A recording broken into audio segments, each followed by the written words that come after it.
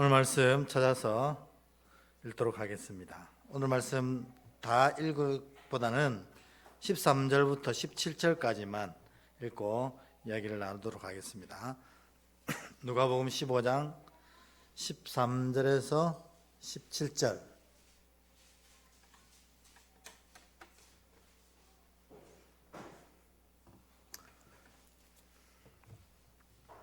저와 여러분이 한 절씩 교독하겠습니다. 13절부터 17절, 마지막 17절은 같이 읽도록 하겠습니다.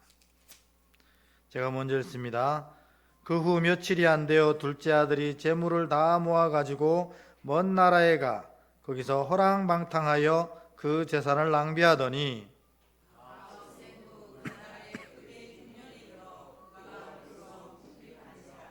가서 그 나라 백성 중 한 사람에게 붙여 사니 그가 그를 들에 보내어 돼지를 치게 하였는데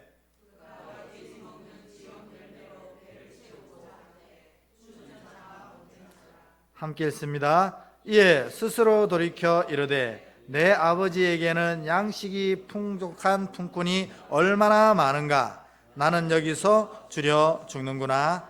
아멘. 네, 앞뒤로 한번 인사할까요? 같이 계셔 주셔서 감사합니다. 한번 인사하겠습니다.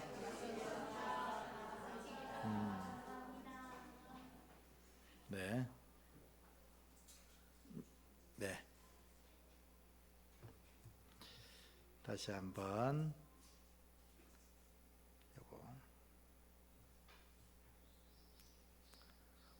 오늘 지난주에 이어서 복음의 정수가 뭔가 해서 돌이킨 아들이 되어라, 이렇게 제목으로 함께 은혜를 나누고자 하는데요.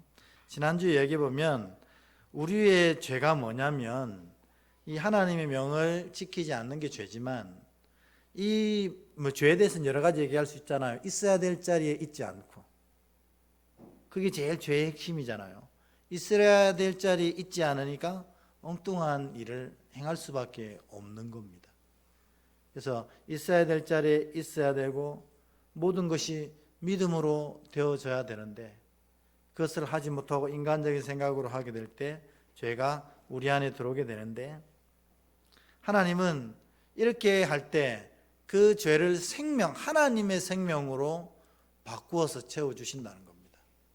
그러니까 우리의 죄가 죄로 남아있지 않도록 그 생명으로 덮으신다는 겁니다. 그래서 주님이 십자가를 지신 것입니다. 그래서 둘째 아들이 이 말할 수 없는 불효를 저질러요. 살아계신 아버지에게 유산 달라고 합니다. 그리고 그 유산을 뭐 큰 비전을 위해서 쓰려고 하는 게 아니고 도시에 나가서 쓰고 싶은 거예요. 근데 아버지는 그 사실과 그 내용을 잘 알지만 그냥 모른 척 내어주십니다. 그게 살림을 내어줬다 표현되어 있지만 원어의 그대로 뜻은 아버지의 생명을 내어줬다, 이렇게 하는 것입니다. 그래서 예수 믿는 사람들이 이 죄를 범할 때에 정말 우리가 다시 한번 제3, 제4 고민하고 고백해야 되는 게 뭐냐면, 이게 하나님이 예수 믿고 나서 저지러진 우리의 죄를 용서하실까요, 안 하실까요? 당연히 하시죠.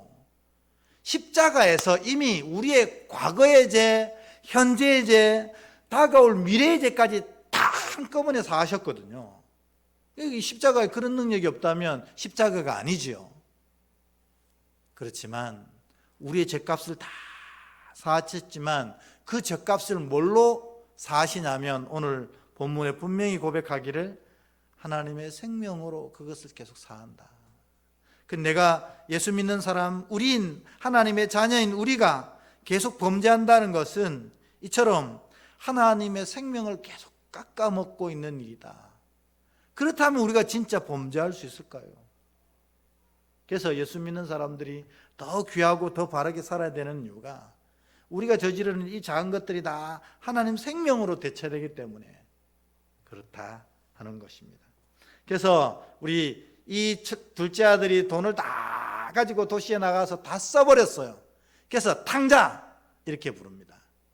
근데 팀 켈러 같은 목사님은 아버지도 탕부다. 왜냐? 이 아들은 돈을 다 썼지만 이 아버지는 아들을 향한 사랑을 남김없이 아낌없이 다 부어주시는 분이다. 그래가지고 우리 아버지를 탕부 하나님이다 이렇게 부르는 거예요. 너무 멋있는 표현입니다. 이 표현의 단어는 조금 그렇지만 그 뜻은 너무 깊어요. 아들을 향한 사랑을 남김없이 아낌없이 다 부어주시는 분이 바로 우리 아버지 탕부 아버지다. 그래서 이거를 믿는 것이 복음이라는 겁니다. 사실은 여러분이 어디에 있든지 무엇을 하시든지 여러분을 향한 하나님의 사랑은 변함이 없어요. 그리고 여러분의 모든 죄를 다 덮기에 남김없이 부정없이 다 채우세요. 이 사랑을 믿기에 우리가 다시 어리석고 부족해도 삶의 구렁텅이에 빠져도 다시 하나님을 바라보고 하나님께 나아갈 수 있는 용기는 바로 이처럼 하나님 아버지의 이 사랑을 우리가 믿기 때문에 또 나아가는 것입니다. 그래서 여러분이 그래서 잘 될 겁니다. 그냥 우리가 하는 소리로 당신 잘 될 거예요, 앞으로 더 잘 될 거예요 하는 소리가 아니라는 겁니다.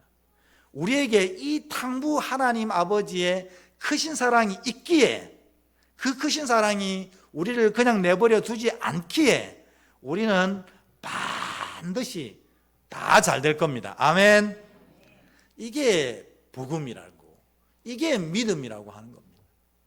이 복음과 믿음으로 가득 채워져 살아가시는 여러분 되길 축복합니다. 오늘 이제 둘째 아들 얘기를 조금 더 자세히 해보고 또 첫째 아들 얘기도 같이 해보려고 합니다. 먼저 우리 이 성경 13절부터 오늘 우리가 읽었던 17절인데 그거를 다시 한번 읽어보겠습니다. 이번에도 교독해서 제가 먼저 읽고 여러분이 두 번째 읽고 이렇게 교독해 보겠습니다. 제가 먼저 읽겠습니다. 그 후 며칠이 안 되어 둘째 아들이 재물을 다 모아가지고 먼 나라에 가 거기서 허랑방탕하여 그 재산을 낭비하더니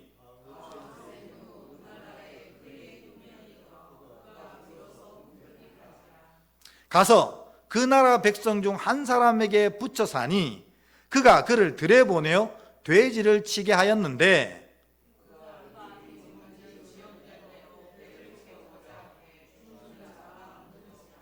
같이 읽겠습니다. 시작. 이에 스스로 돌이켜 이르되 내 아버지에게는 양식이 풍족한 품꾼이 얼마나 많은가. 나는 여기서 줄여 죽는구나. 아멘. 이 작은 아들이 오늘 본문 말씀에 그 재산을 다 가지고 도시로 나가서 이게 버는 건 쉽지만 쓰는 건 얼마나 쉬워요. 그러니까 아무리 많은 재산이라도 계속 쓰기만 하면 꼭 다 사라지거든요. 그러니 이걸 다 탕진하고 먹고 살아야 되니까 품꾼으로 들어가게 됩니다. 그 지역에 돼지를 키우는 사람 밑에 들어가서 돼지를 키우는데 사실 내가 너무 돈이 없으니까 아주 사례를 받기도 전이니까 배가 고픈 겁니다. 그래서 돼지가 먹는 쥐염 열매를 먹으려고 해도 그걸 주는 사람도 없더라는 거예요.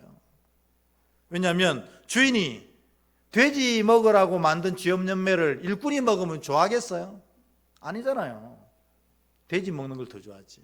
그러니까 그걸 먹을 수 없으니 그가 드디어 오늘 본문에 보니까 스스로 돌이켜 아버지께로 갈 생각을 한다는 것입니다. 여기서 정말 중요한 두 단어가 나오는데 뭐냐면 첫 번째로 스스로라는 단어입니다.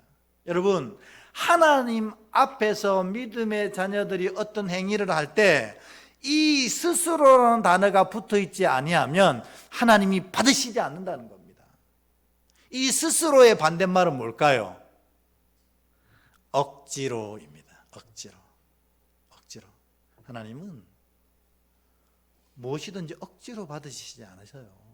여러분, 오늘 하나님께서 당신의 모습을 어떤 식으로든 보여주셔서 예를 들어요, 제가 농담을 하는 겁니다. 또 상처 입지 마시고, 오늘 수요 예배 안 나오다니 오늘 오전 예배가 생명이라고 그렇게 얘기했건만 오후 예배를 빠지다니, 오후 예배 빠진 자들은 다 지옥에 떨어질지어다, 주님이 이렇게 선언했다면 여러분 어떻게 했어요? 오전 예배 안 나온 사람들도 오후 예배 나오지 않겠어요? 그런데 하나님은 그렇게 드리는 예배는 받지 않으신다는 거죠. 어떻게 드려야 받으신다고요? 스스로 자원하는 마음으로 기쁨과 감사로 드릴 때에만 그것을 받으신다는 것입니다. 그러니까 여러분, 하나님과 관련된 일은 이와 같아요. 억지로 하는 것은 하나님이 받으시지 않는다는 거예요. 그래서 억지로 할 바에는 안 하는 게 낫다.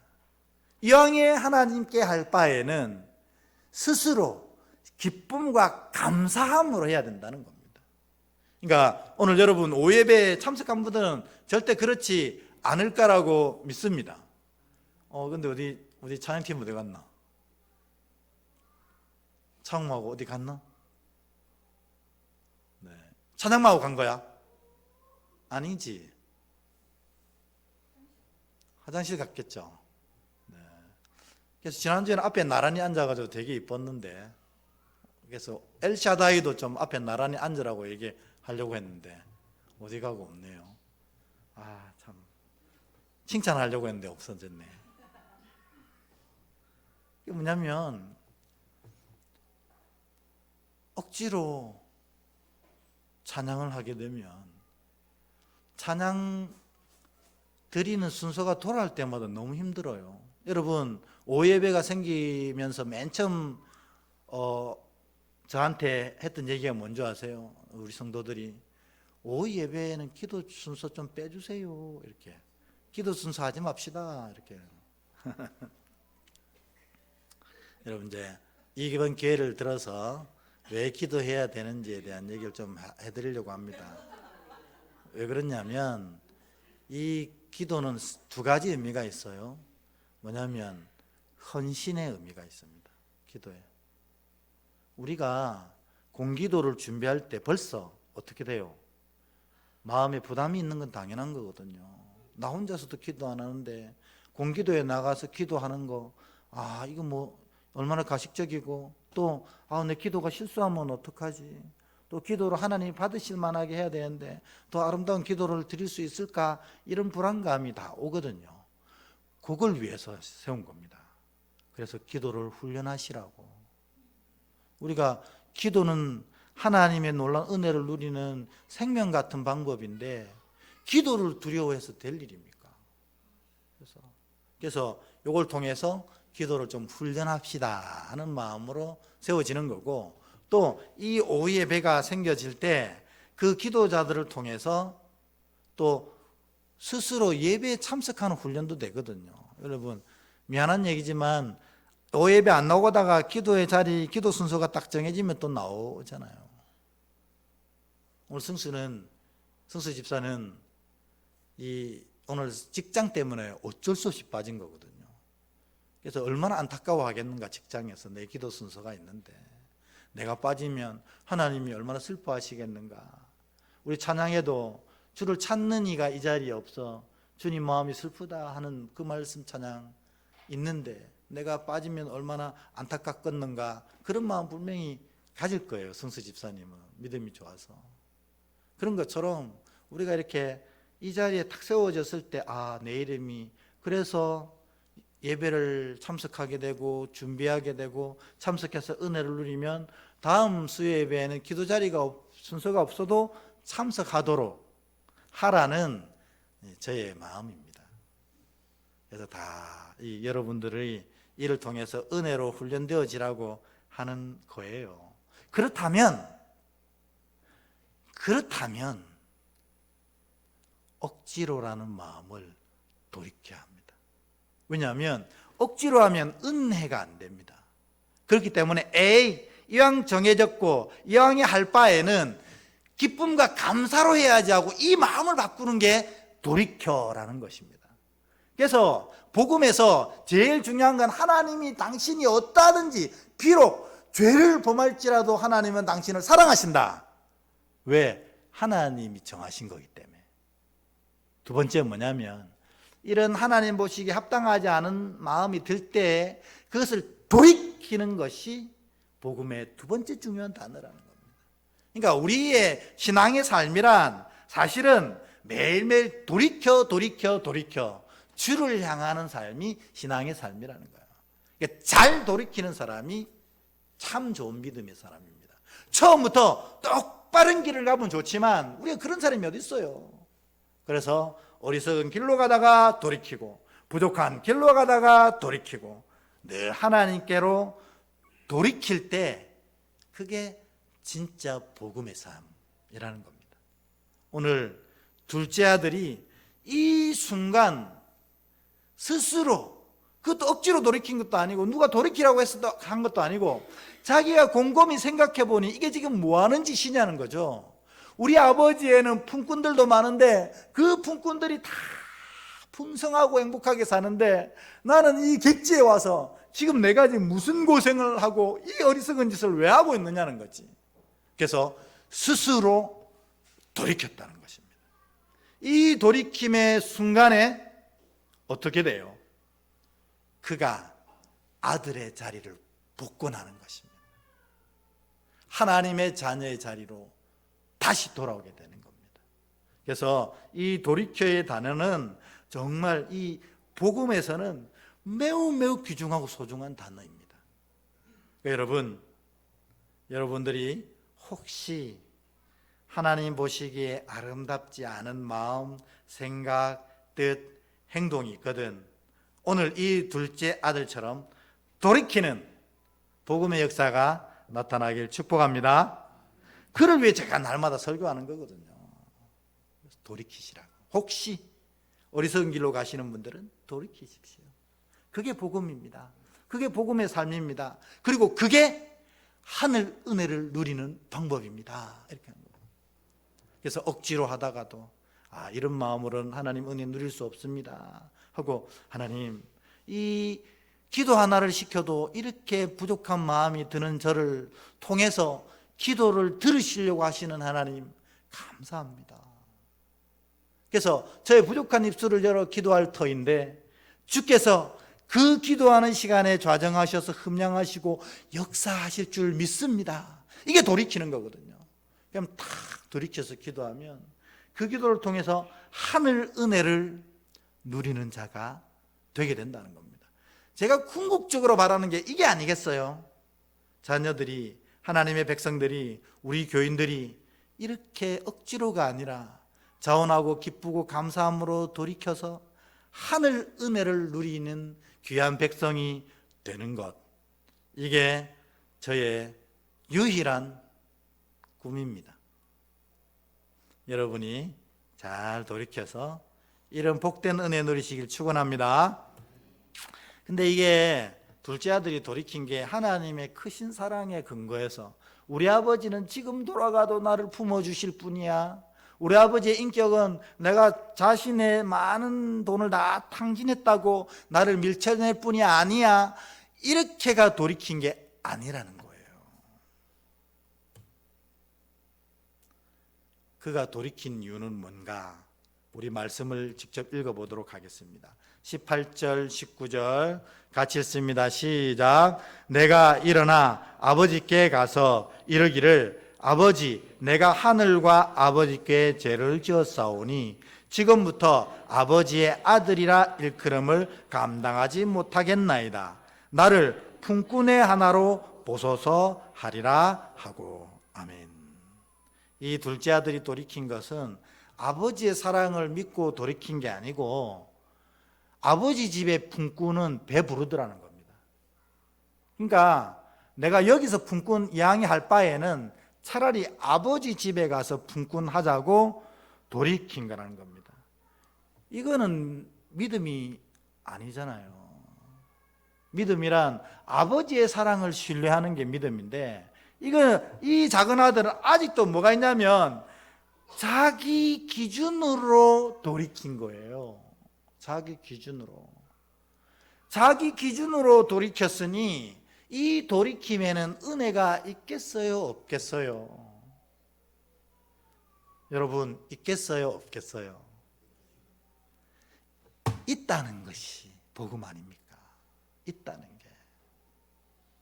내 어리석은 생각이라도 그 목표가 아버지면 그게 은혜가 담기는 게 하나님 아버지의 궁극적인 사랑이고 그게 복음이라는 겁니다. 때로는 좀 모양이 모자라도 어리석어도 상관없습니다. 내가 아직까지 싱싱하게 살아있어도 상관없어요.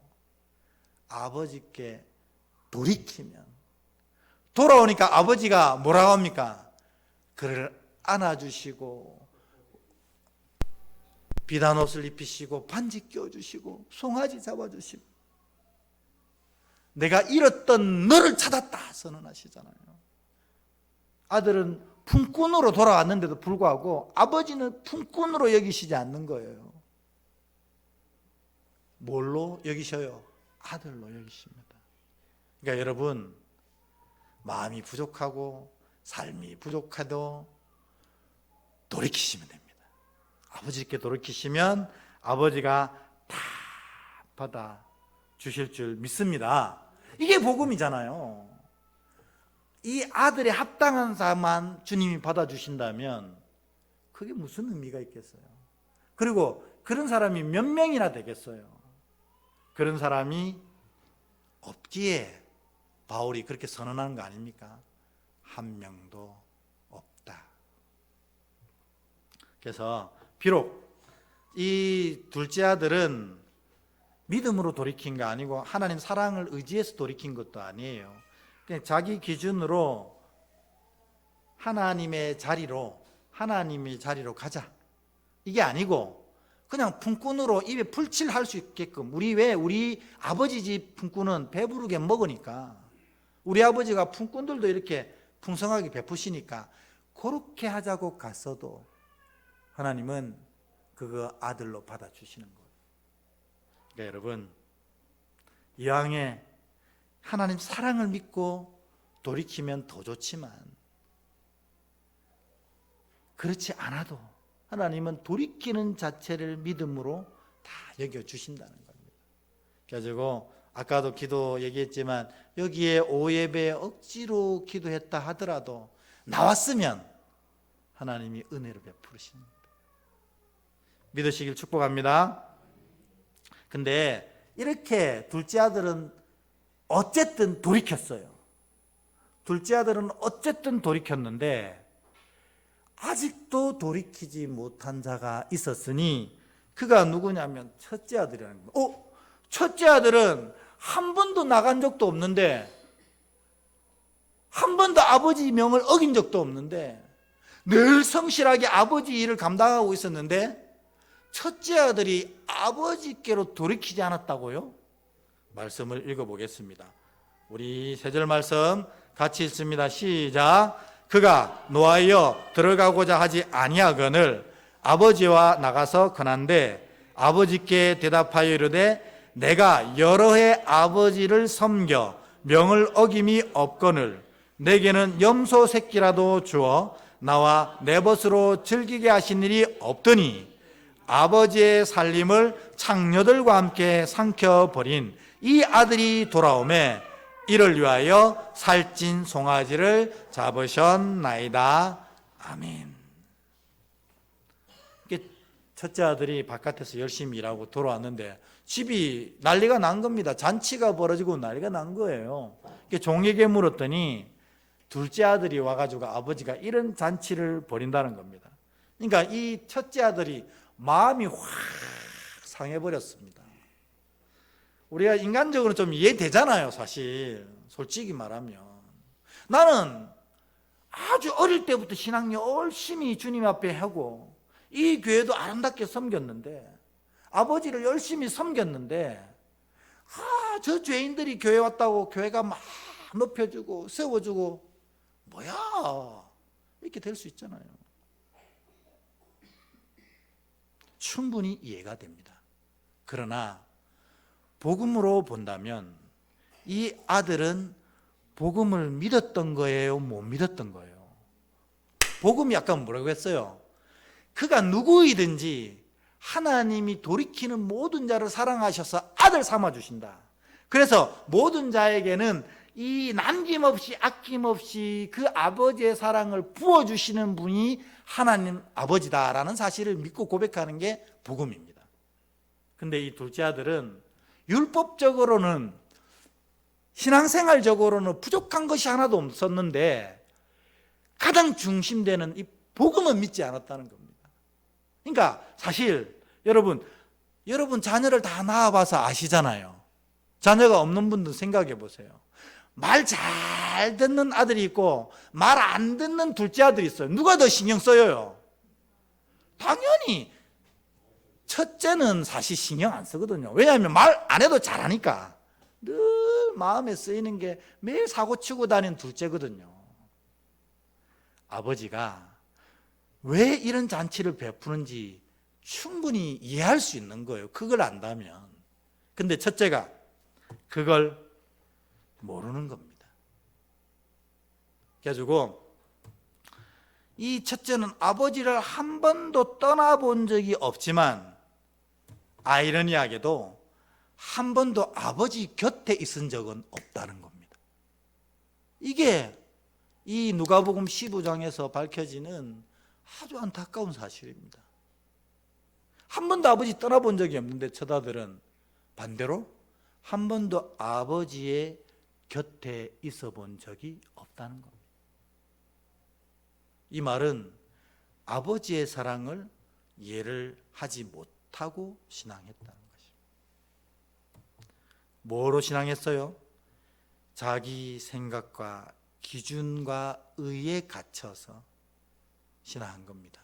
지금 이 예화는 누구를 향해 들은 거예요? 서기관과 바리새인에게 들은 겁니다. 서기관과 바리새인. 서기관과 바리새인들이 예수님 보니까 예수님이 죄인들하고 먹고 마시고 즐기는 겁니다. 아이고 저 죄인들과 놀다니 할 때 예수님이 들으시고 이 예화를 드신 거예요. 지금 예수님은 아버지 마음으로 아버지께 돌아온 둘째 아들들과 함께 잔치를 베풀고 계시거든요. 근데 바리새인과 서기관들은 늘 하나님 이름 부르면서 하나님의 그 말씀과 율법 안에서 살았던 자들인데도 정작 아버지의 이 마음을 이해 못하고 살았던 겁니다. 그래서 너희도 바로 내가 잃어버린 아들이다 이렇게 얘기하는 겁니다. 그래서 사실 아버지의 사랑을 알지 못하는 죄인이다 이렇게 첫째 아들에게 선언하는 겁니다. 이게 보면 두 아들인데 두 아들 다 잃어버렸다는 사실이 뭐냐면 둘째 아들은 믿음도 없고 세상 사랑에서 갔고 첫째 아들도 마찬가지 믿음 없고 자기 기준과 고집과 율법에 빠져 있고. 그럼 이 믿음은 뭔데? 아버지는 그의 행위와 모양과 상관없이 아버지께 돌아오는 모든 자를 사랑하신다 하는 사실을 둘 다 몰랐던 겁니다. 그래서 사실은 이렇게 본다면 둘 다 구원받지 못한 백성이라는 거예요. 그나마 둘째 아들은 몸으로 돌아왔습니다. 하나님이 그걸 인정하셨어요. 근데 이 첫째 아들은 이 잔치 자리에 들어갔어요, 안 들어갔어요? 안 들어가고 있어요. 바깥에서 삐져가지고. 그러니 신앙생활 열심히 했는데도 불구하고 잔치에 못 들어가는 안타까운 일이 일어난 것입니다. 여러분, 나는 오늘 이 복음의 이야기의 첫째 아들인가 둘째 아들인가 한번 생각해 보십시오. 첫째 아들이든 둘째 아들이든 상관없습니다. 아버지께 돌이키는 자가 구원받습니다. 둘째 아들은 아직 자기 생각으로 아들로 돌아가지 않고 품꾼으로 돌아갔는데 아버지는 그를 아들로 삼아주셨어요. 근데 첫째 아들은 이 잔치 바깥에서 아버지를 욕하고 아버지를 미워하고 아버지를 이해 못하고 있는 겁니다. 더군다나 아버지가 이래 미우니 둘째 아들은 얼마나 믿겠어요? 돌아오지 못한 겁니다. 그래서 오늘 이야기의 핵심은 뭐냐면 이제 사랑의 아버지에게로 다 돌아갑시다. 하는 겁니다. 사랑의 아버지에게로 돌아가시면 아버지가 잔치 베풀어 주실 거예요. 오늘 첫째 아들이 그런 얘기를 했어요. 나한테는 송아지 한 마리 안 잡더니 저 탕자 아들에게는 나한테는 염소 한 마리 안 잡더니 저 탕자 아들에게는 송아지를 잡아가 이게 될 일이가, 이렇게 얘기하지만 저는 믿습니다. 이 모든 상황을 극복하고 첫째 아들이 아버지께로 돌아와서 둘째 아들을 환대하는 그 자리에 동참하면 첫째 아들은 뭐예요? 이제 내 재산이 다 누구 거라고요? 네 거다 아이가, 이렇게 얘기하셨잖아요. 내 재산이 다 네 것이 아니냐. 첫째 아들은 돌이키만 하면 더 큰 은혜를 누리는 거예요. 그래서 여러분, 작은 아들이든 둘째 아들이든 큰 아들이든 첫째든 똑같은 얘기죠. 어쨌든 주님께 돌이키면 주님 돌아온 여러분에게 큰 잔치를 배설하실 줄 믿습니다. 그 돌이킴이란 게 뭐냐? 아버지의 사랑을 믿는 겁니다. 아버지의 사랑을 믿어요. 그래서 누구든지 어떤 상황이든지 아버지께로 가면 아버지가 다 회복시켜 주실 줄을 고백하는 겁니다. 여러분 모두가 이 복음으로 온전히 무장되어지시기를 주의 이름으로 축복합니다. 아멘.